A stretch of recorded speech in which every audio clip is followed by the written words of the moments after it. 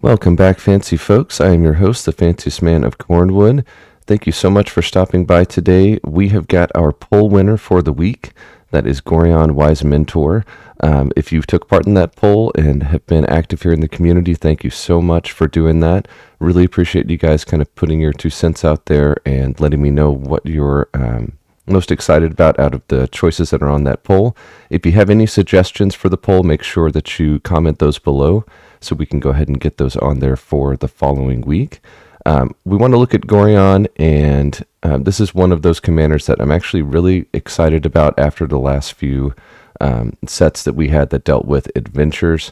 You know, when the mechanic first came out, we were all, I think, really excited, and then seeing it revisited and expanded has really improved the function of some of these commanders quite a bit. So without further ado, Gorion Wise Mentor is a band commander. So for a green, a white, and a blue, you get a 3/4 legendary creature, human wizard. Gorion has vigilance, and whenever you cast an adventure spell, you may copy it. You may choose new targets for the copy.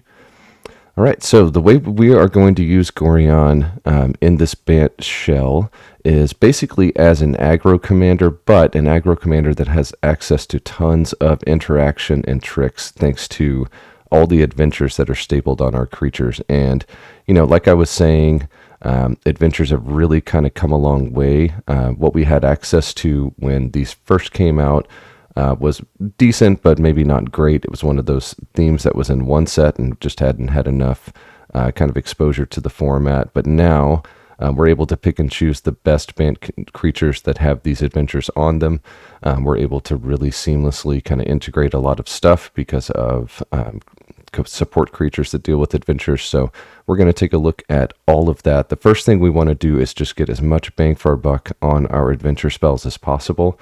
I've got Lucky Clover pictured here because it's really kind of a linchpin for the deck. If we can get this out, then obviously we're just making tons of copies of these spells. But then there's also a lot that was added on the newer adventures, or the newer sets that dealt with adventures, and those are ways to draw cards from adventures, things like that. So we'll take a look at those as well. I've got Guardian Naga here as kind of just an example of this creature that's extremely versatile, has really nice interaction on the adventure side. Instant speed exiling is always better than instant speed destroying.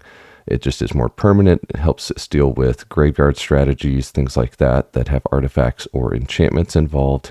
And then on the creature side, you know, even at 7 mana, even though it's a little expensive, we do get a nice big creature that can attack in without too much worry, since we can prevent all damage to Guardian Naga on our turn.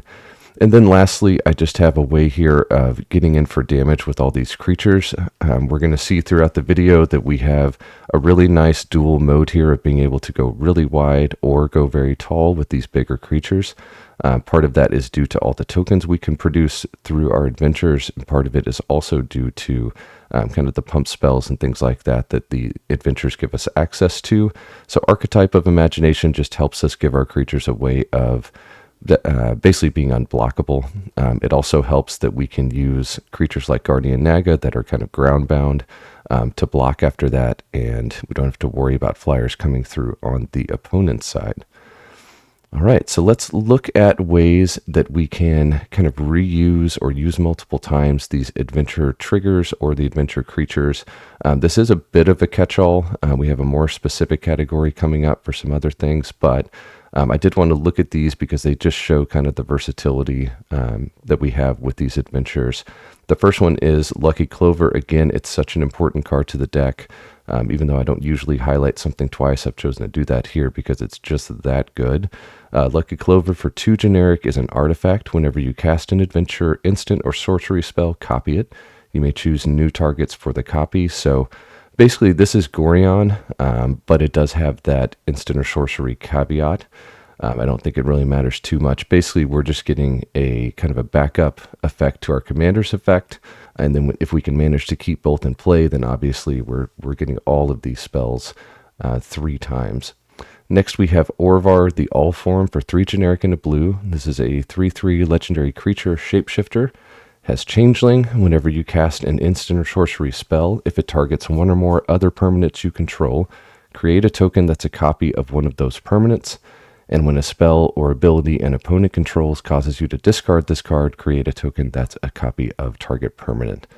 All right, so we're not too worried about the last ability. Obviously we could run up against a deck that has some discard effects, and that's a nice backup ability to have.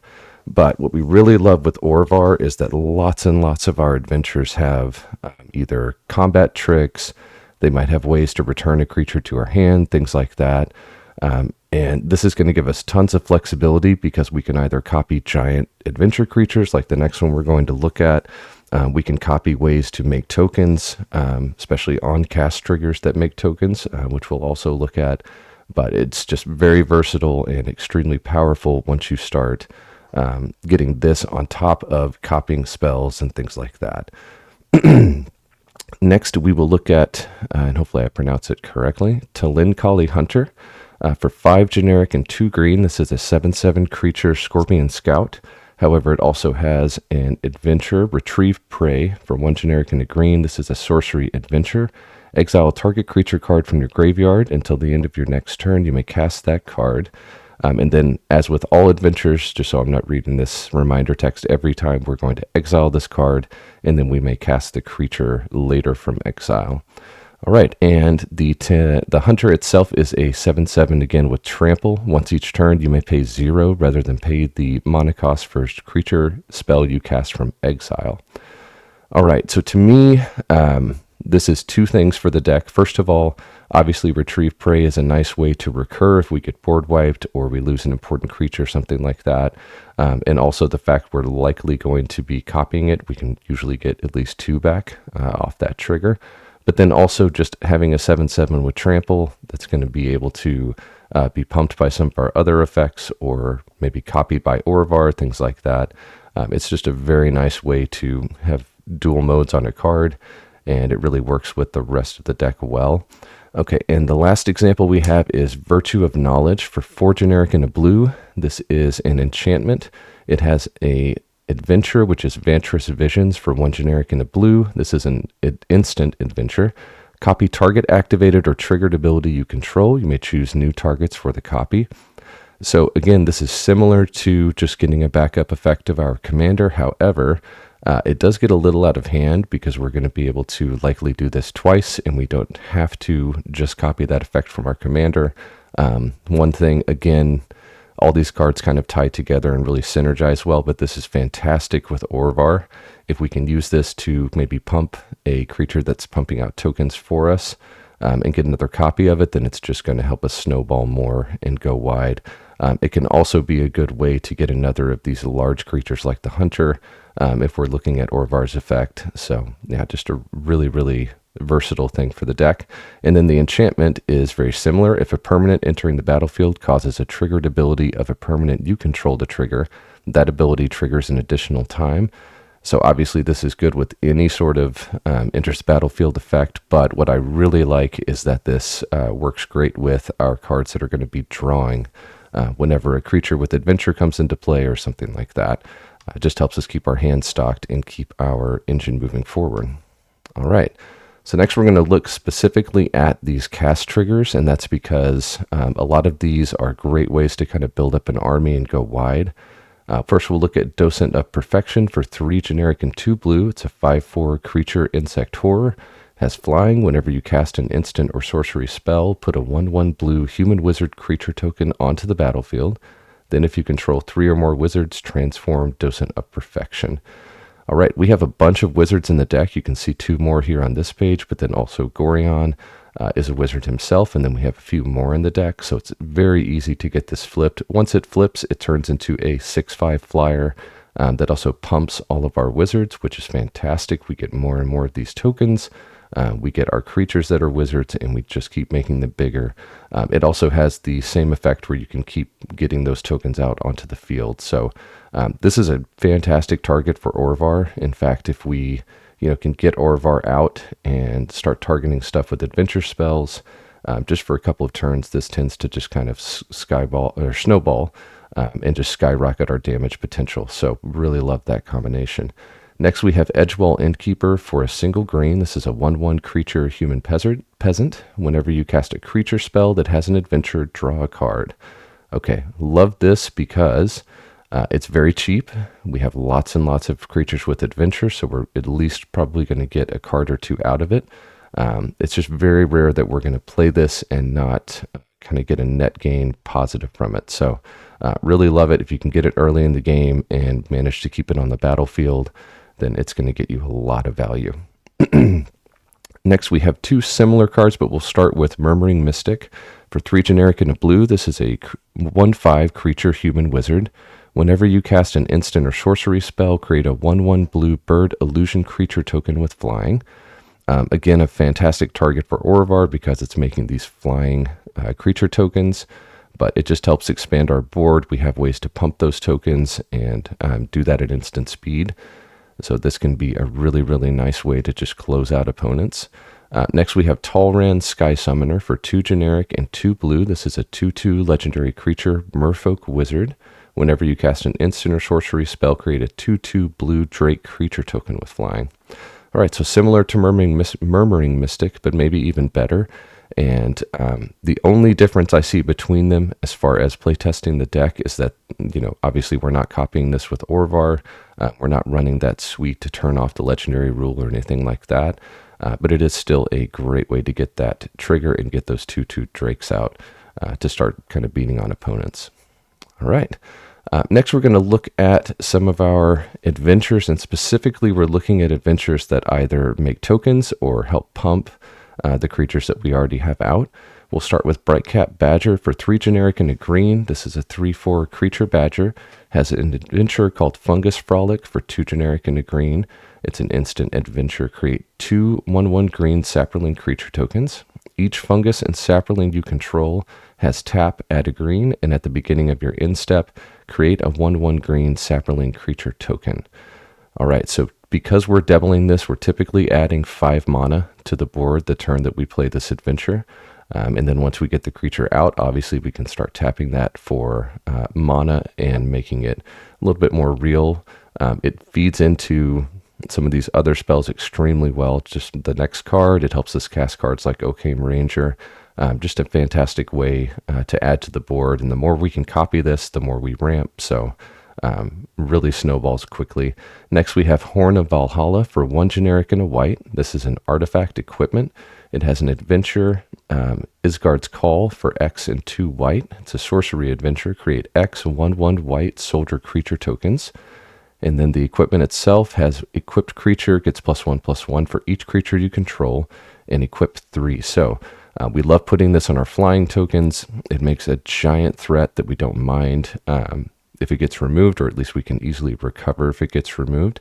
But it also goes really well on some of our taller creatures with evasion, like the Talinkali Hunter that we looked at, like our dragons that fly, things like that. Just a great card for the deck. And also copying this adventure when we have a lot of mana to pump into it, it's just another way to make a huge wide board presence kind of out of nowhere. All right, next we have Occam Ranger for 4 Selesnya mana. So that is each mana can be paid with either a green or a white. We have a 2/2 creature Elf Knight. It has a adventure Bring Back, also for 4 Selesnya mana. It's a sorcery adventure. Create 2 1/1 white human creature tokens. And then the creature itself can tap to give creatures you control +1/+1 until end of turn. Just a great combination of a way to make tokens and then to pump those tokens. We love having this out when we're ramping because it's easier to pay for those Selesnya costs. Next, we'll look at Pollen Shield Hair for 1 generic and a white. This is a 2/2 creature rabbit. It has an adventure Hair Raising for 1 generic, or 1 green, I'm sorry. It's a sorcery adventure. Target creature you control gains vigilance and gets +X/+X until end of turn, where X is the number of creatures you control. This is sorcery speed, but we love throwing this on kind of big evasive creatures. And then the creature itself has creature tokens you control get +1/+1. And obviously, with all the tokens we're making, that's a fantastic way to pump them for just the 2 mana. So we can definitely go wide. Let's take a look at some of our guys that go a little bit taller. These are great to throw those pump spells on and things like that. We have Beanstalk Giant for 6 generic and a green. It is a star creature giant. It has an adventure, Fertile Footsteps for 2 generic and a green. It's a sorcery adventure. Search your library for a basic land card, put it onto the battlefield, then shuffle. And then the creature itself has Beanstalk Giant's power and toughness are equal to the number of lands you control. This is fantastic. Obviously, the more we can copy the adventure, the more that we're ramping with our Beanstalk Giant. And then even though it doesn't have evasion, it does make a very tall target for some of our pump spells. And we do have ways like Archetype of Imagination, as well as a few adventure creatures that are going to help it to be evasive. So we'd love to get all those lands out, make it really big, and then start making it evasive and getting in for tons of damage. Next, we have Dread Lenorm for 6 generic and a green. It is a 7/6 creature snake dragon. It has Scale Deflection for 3 generic and a green. This is an instant adventure. Put 2+1/+1 counters on target creature and untap it. It gains hexproof until end of turn. And then Dread Lenorm can't be blocked by creatures with power 3 or less. So fantastic way to protect at least one, but even up to 2 or 3, depending on how many times we're copying it, of our creatures. And then, we have a creature that is big and doesn't have just straight evasion like flying or something like that, but can get around smaller chump blockers. So maybe we can force some favorable trades or something like that if we're attacking the right target. Next, we have Sapphire Dragon for 5 generic and 2 blue.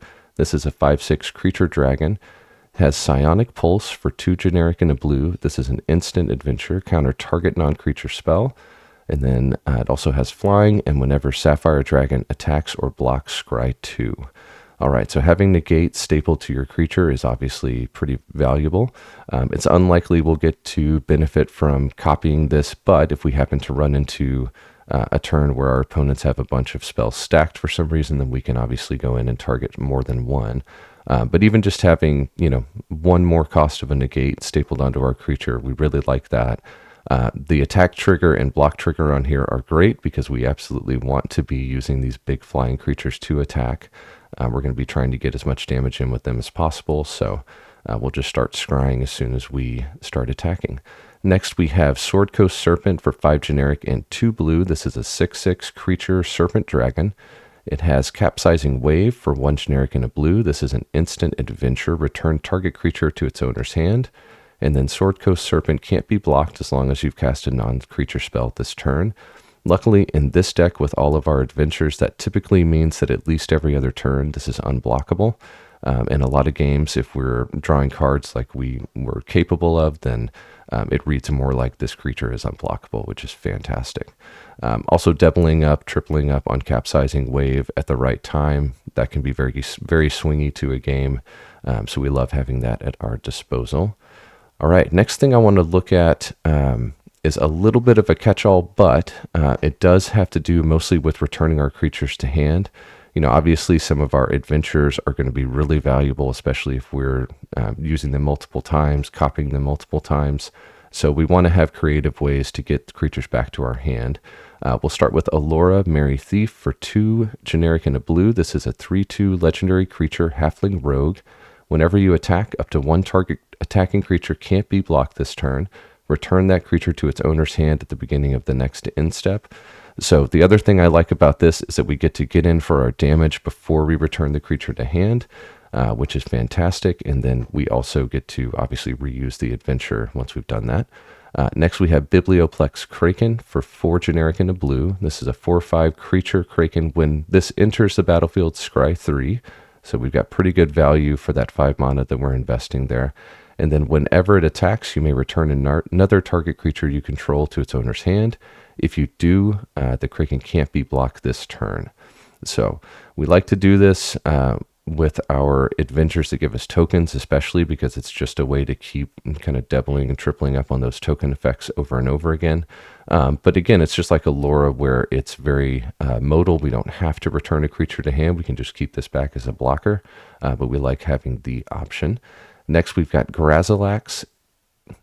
a Lithid Scholar. All right, got it out. A generic and 2 blue gets you a 3/2 legendary creature horror. Whenever a creature you control becomes blocked, you may return it to its owner's hand. And then whenever one or more creatures you control deal combat damage to a player, draw a card. All right, so because we have ways to get evasive creatures out, because we have flying tokens that can attack pretty much with impunity, we're able to draw a bunch of cards off this second trigger. And then the first trigger is useful to maybe put an opponent into a bad spot. If we have a creature that has a really nice adventure trigger out, but deals a bunch of damage, then we're making that opponent choose if they want to block and potentially give us the effect again, or if they want to just take that damage. And that's a nice choice to put on our opponents. Last, we've got Sunscape Master. I wanted to end with an old wonky card because I just enjoy these, and it's a wizard. For 2 generic and 2 white, this is a creature. I believe it's a human wizard on the Oracle text. It's a 2/2, and then it has 2 activated abilities. For 2 green and tapping it, creatures you control get +2/+2 until end of turn. And then for 2 blue and tapping it, return target creature to its owner's hand. All right, so some of these cards that have, just kind of overcosted stats and overcosted abilities on them, they're really easy to overlook, and it is certainly viable to find more modern solutions to that. However, I really think with all the tokens we're making, with how wide our deck is capable of doing, this is a very good pump effect. 2 green, obviously that's the color we're most likely to ramp into. To give our entire board +2/+2 is great. And then I like having the modality of the 2 blue and tapping effect, being able to target not just our creatures, but also opponents' creatures as well. That can be a good way to get a big token off the board, maybe get a blocker out of the way, something like that. All right, if you have stuck around, thank you so much. I really appreciate everyone watching the videos. If you like the content, please feel free to give it a thumbs up. That definitely helps the algorithm get it pushed out. If you'd like to support the channel, subscribing is a fantastic way to do that. It also helps me just have the motivation to keep making these videos and keep bringing content to the table. You can find a link to the deck in the description. You can also find a link to the Archidekt page, just like we have in the bottom left here. That will take you to all of the decks that we've done so far in this Fancy Tickler series.